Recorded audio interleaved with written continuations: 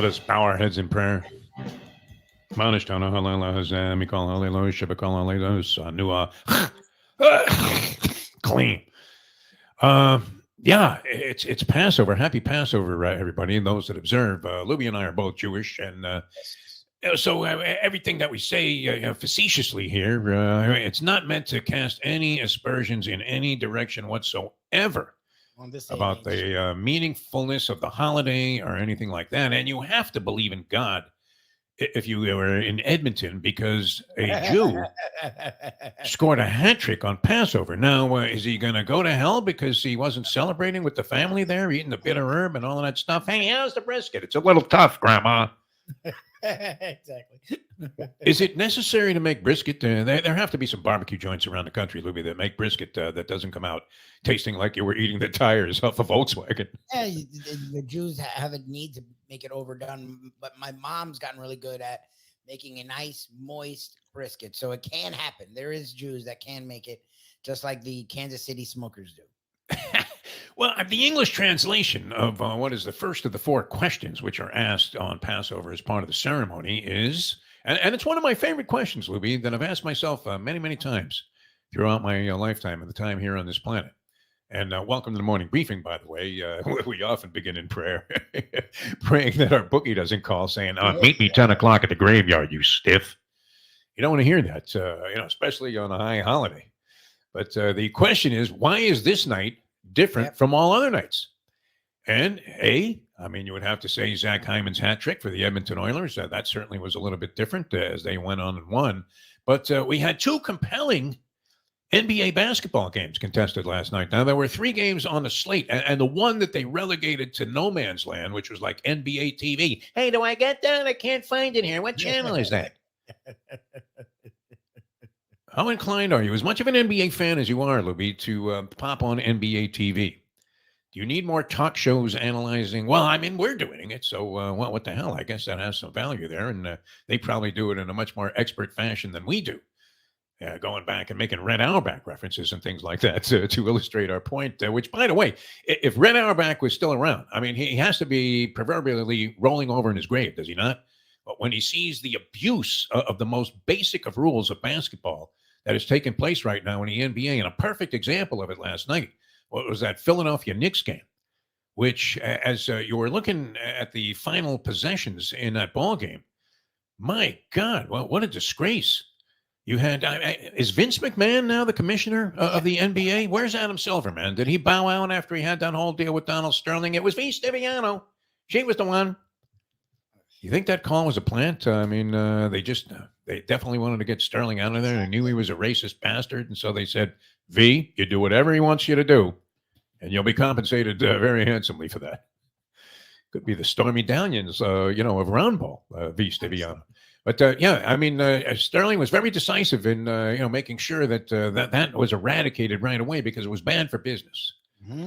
But when did he decide to amend the rules? So Jalen Brunson last night on one possession. First of all, the Knicks literally annihilated. They had several Sixers in headlocks, and they were giving them the business. You needed Ben Dreith out there. I'm not complaining. I didn't have any interest in this game. I mean, Philadelphia covered the point spread. That was my only theory that I had on it, was that they would be within 5 and a hook because they were right there in game number 1. And by all rights, had every reason to believe that they should have won that ball game. And then the same thing happens in game 2, only it was horrifying if you were a Philadelphia 76er fan. Dr. J, had to be puking watching this ball game. They're up 5 with Kyle Lowry at the line to make it 6 with 40 some odd seconds to go in the game. And they end up blundering the game and losing by 3. Almost impossible. An 8-0 run by the Knicks in the last 40 seconds, helped along, I think, by some very suspect Tim Donaghy-like officiating, which Jalen Brunson, literally, he gets the ball, and first he drops the pass, and immediately it still somehow has his dribble alive. Where, Lubie, I don't know, when you were playing basketball, was that one of the fundamentals? As I said, red on round ball, the halftime filler that the NBA used to use. This guy, he would have walked off the set if he was watching some of this stuff.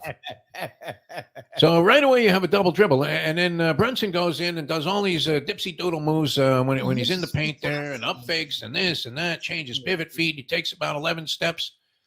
The Euro step literally is enough. You could traverse all of Croatia with the Euro step, coast to coast or whatever it is. Do they have a coast on both sides? I don't think so. What are you talking about? Some island, Defo? I don't know geography. You get the idea, though. I mean, is this a change that is actually for the better and the betterment of the game, advancing the game of basketball, that you are now allowing absurd numbers of steps, pivot feet changes, double and triple dribbles, time in the paint there? I mean, literally. And then I think, the Knicks would have been victimized by the 3 knockdown rule. Or actually they would have benefited from it, because they were knocking over Philadelphia 76er players like bowling pins in this game. Nothing, not a single peep, no whistles, nothing. So it's under protest, which I'm sure will have a significant impact on the outcome of the game. Can you ever imagine the NBA saying, hey, you know what? We really fucked up the last 40 seconds of that game. These officials, I mean, oh my God. They look like the Vegas boxing officials. Judge Chuck Giampa has the fight. And you're like, what? I mean, it's an Adelaide Bird scorecard that we're looking at here. 118, 110, Canelo. Canelo's going out to an ambulance on a stretcher, and the other guy's losing by 8 points. I mean, what were these guys doing in this ball game last night? I mean, they're letting New York be New York. I don't know. They had like a turn back the clock to the 90s. You have Tom Thibodeau, and you have a bunch of guys that are hard and hustle and play very aggressive. And you have a Sixers team that doesn't really have the oomph behind it to match that from the league. I don't know if it was a mandate or not, but they've been letting the Knicks play very physical in an era where they don't let anyone play physical, even in the playoffs. Look, game 1 was like that. I was watching and I'm like, Embiid's the former MVP. I mean, the guy is a top 3 or 4 player in the league, and they were letting him beat the shit.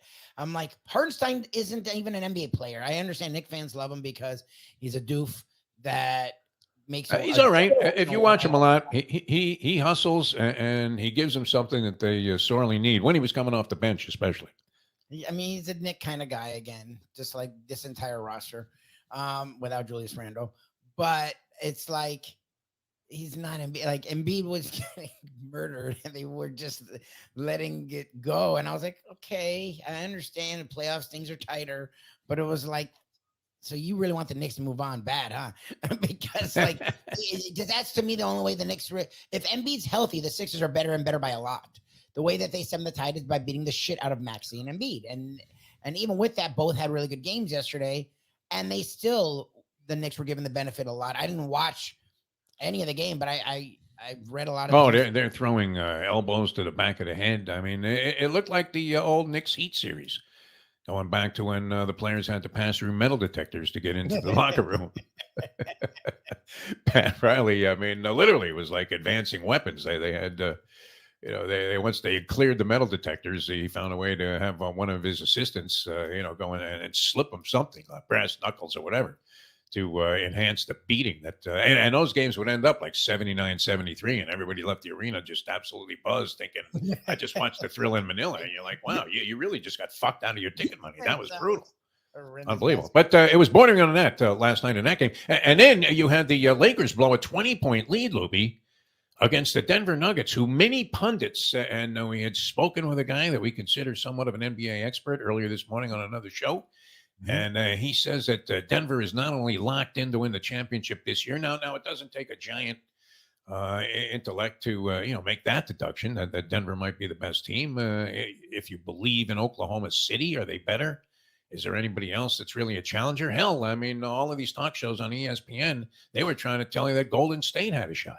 Yes, which was no shot whatsoever. So Denver chips away and finds a way to win this ball game. They cut it down to 10 by the fourth quarter.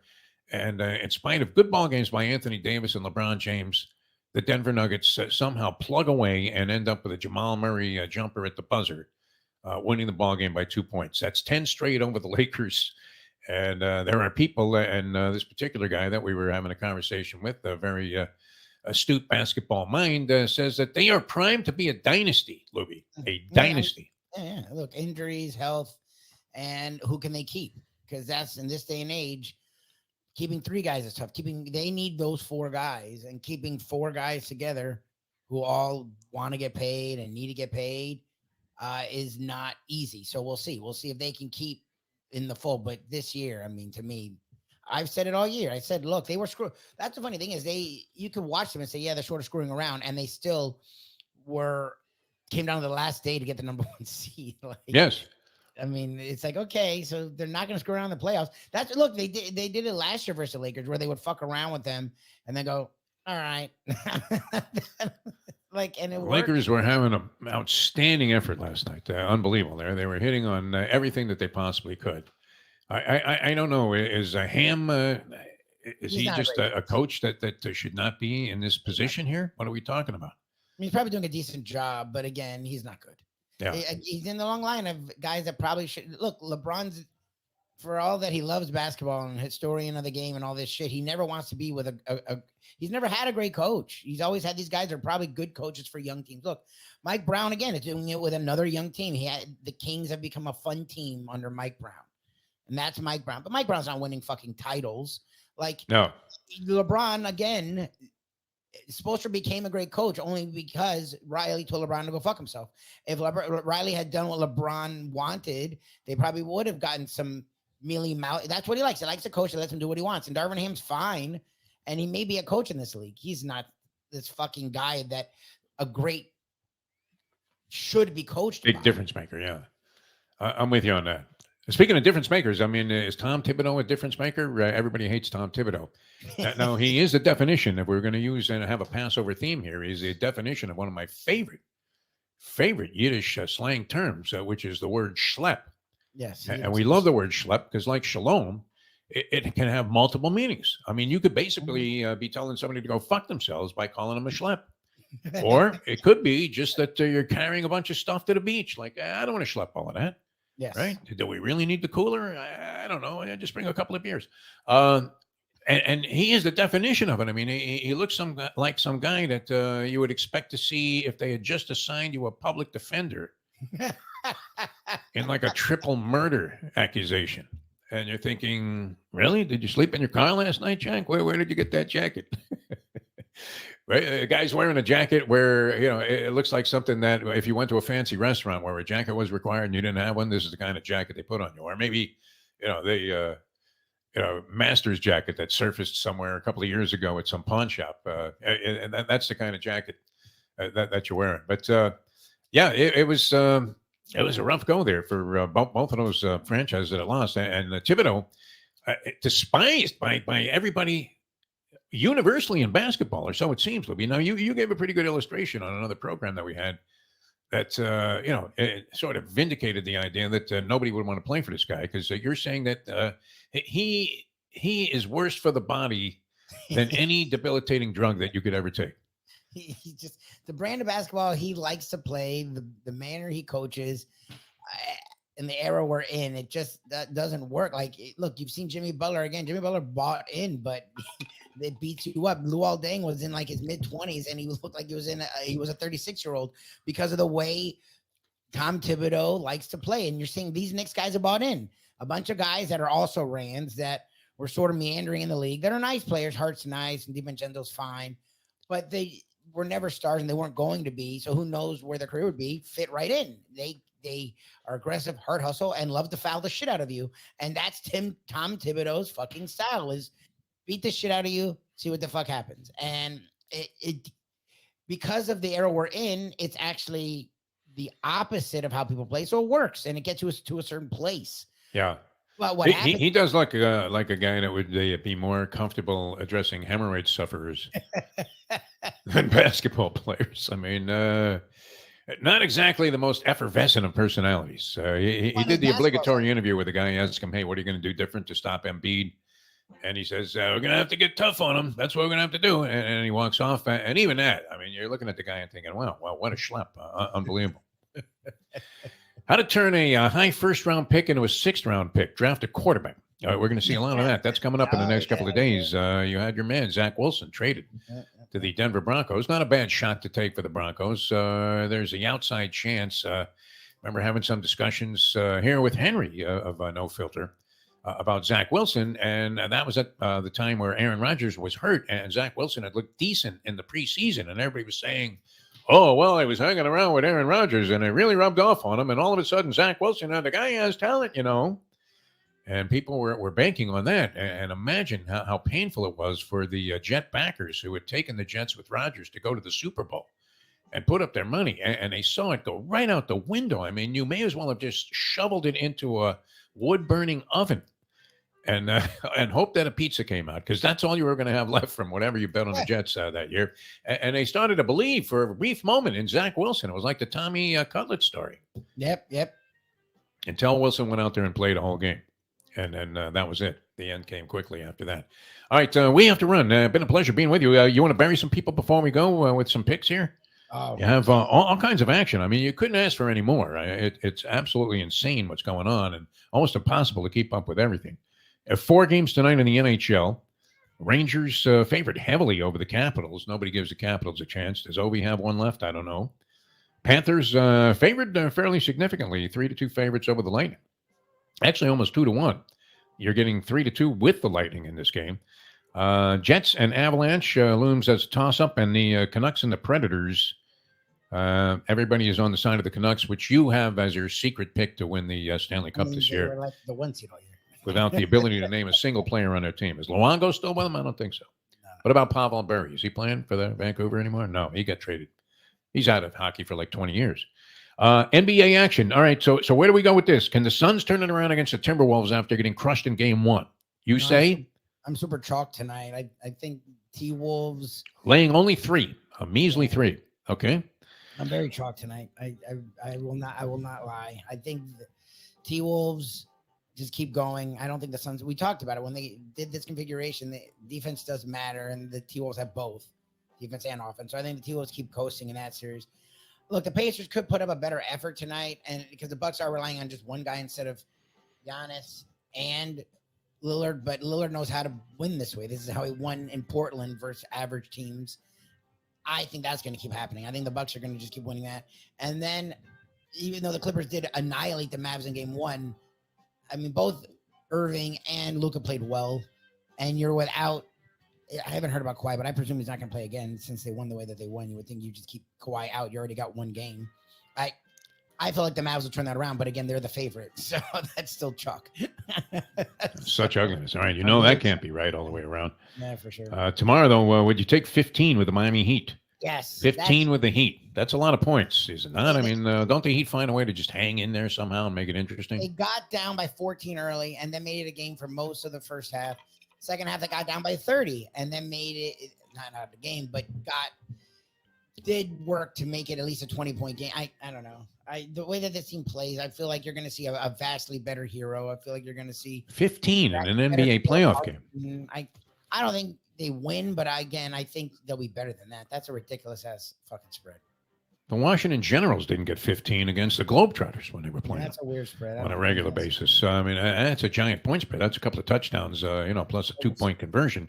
So interesting. The total lack of respect for what Miami did and indicated in game 1 and their history and their culture thrown right out the window. Okay, so we got your burial opinion on the upcoming basketball games, and it should be a lot of fun. So we'll have much more for you tomorrow. And of course, the draft is coming up. Yes. When are you going to release your mock draft for the people here on No Filter and Thursday, Caffeine TV, Lubie? 5:30. I can't tell you how much mail I'm getting about this. When is Lubie going to release his draft? Holy Mel Kiper, what are we talking about here? And the big speculation, the guy that everybody's trying to figure out where the fuck is this guy going to go, is J.J. McCarthy, which I'm thinking somebody's going to make a really large mistake on that one, right? 100%. There's always that guy that everybody starts talking about around the draft. There was RG3 that one year. Should he be number 1? And, he goes out there, has one good season, and the next thing you know, everything that they said about him and all of the guides leading up to the draft, well, might be a little bit fragile for the NFL. Yep. And sure enough, he took a beating like we haven't seen since Mike Tyson was knocking out stiffs on his bum in a month run when he first got into boxing. All right, we're going to see you guys tomorrow. Thanks so much for tuning in. For Mike Lubie, I'm Jeff DeForest. Thanks for joining us here on NoFilter.net and Caffeine TV for today's edition of the Morning Briefing.